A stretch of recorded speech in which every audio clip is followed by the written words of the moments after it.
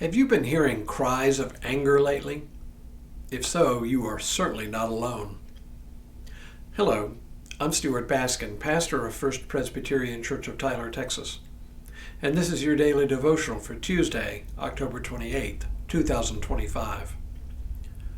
Honestly, we'd have to be a little tone deaf not to hear the anger that seems to pervade our nation and our culture these days.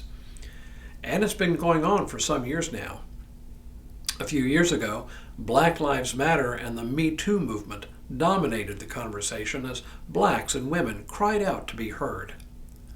Since then, it has been the middle class, often white, but increasingly left behind in an economy that tends to favor the investor class over the working class.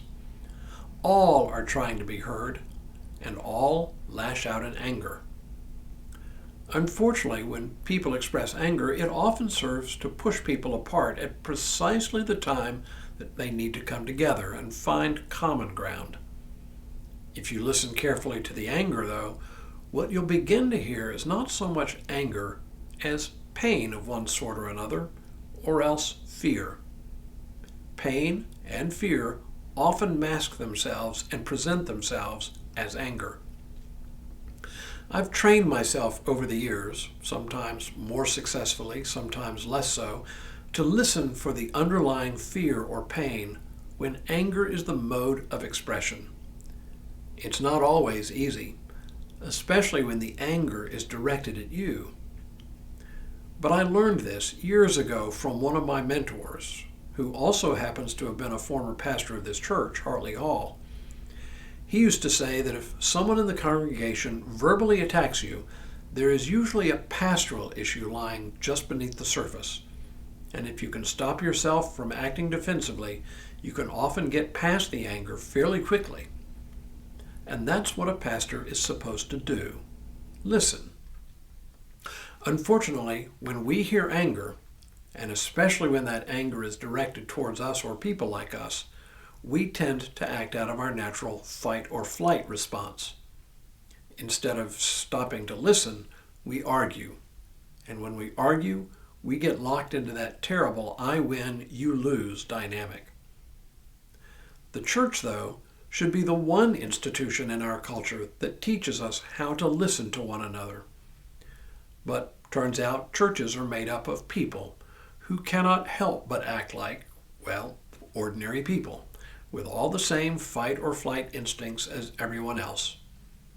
In other words, listening is something we have to learn, and listening is something we have to practice, even when we are uncomfortable with the anger around us. Right now, the church has a tremendous opportunity to listen to the pain and fears of people all around us, fear that's being expressed as anger. Instead of arguing with somebody when they say something in anger, let it be an invitation to stop and to listen. It certainly goes against our natural tendency, but that's kind of the point of Christian faith, isn't it? We work hard to quell the reactionary impulse within us and learn instead to treat others as we ourselves wish to be treated. Blessed are the peacemakers, said Jesus, for they will be called children of God. I cannot always immediately identify with the people who cry out in the public square.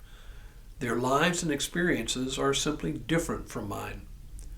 But I do know I can learn a lot by listening to their voices, even when they tell me uncomfortable truths. And maybe that's our call right now, our call as a church, to learn to live with the uncomfortableness of the fear and pain that's coming out as anger. To let our listening become an instrument of healing and an instrument of peace and of reconciliation.